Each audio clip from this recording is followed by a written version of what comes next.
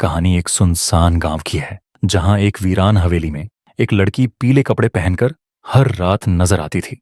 गांव वालों का कहना था कि जो भी उस हवेली के करीब गया वह वापस नहीं लौटा। यह कहानी राजू नाम के लड़के की है, जिसने इस रहस्य का सामना करने का साहस किया।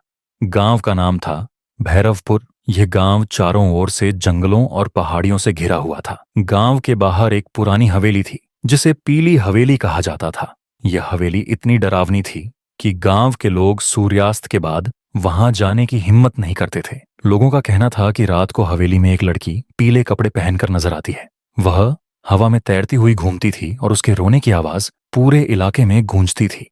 कई बार लोग उसे गांव की सड़कों पर भी चलते हुए देखते थे। राजू एक शहर का लड़का था जो अपने नाना नानी के पास गांव में छुट्टियां मनाने आया था। वह 25 साल का था और रोमांच पसंद करता था। उसने गांव में पीली हवेली की कहानियां सुनी और उसे सच जानने की जिद हो गई। राजू ने अपने दोस्तों के साथ इस बारे में बात की। उन्होंने उसे चेतावनी दी, उस हवेली के पास मत जाना, वहां जाना मौत को न्योता देने जैसा है। लेकिन राजू ने उनकी बातों को मजाक समझा और तय किया कि वह खुद इस रहस्य का पता लगाएगा। एक रात राजू अकेले ही टॉर्च और कैमरा लेकर हवेली की ओर निकल पड़ा। चारों ओर सन्नाटा था, सिर्फ झींगुरों की आवाजें सुनाई दे रही थीं।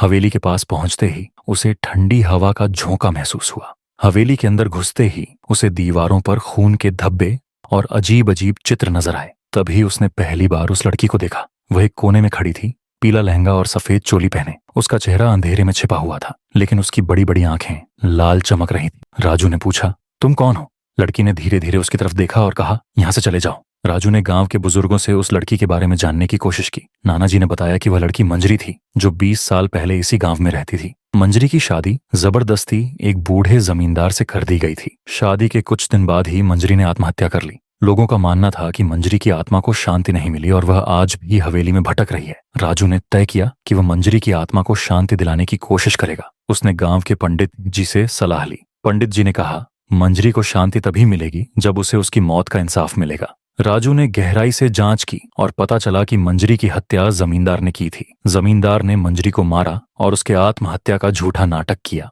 राजू ने पंडित जी के बताए अनुसार हवन का आयोजन किया।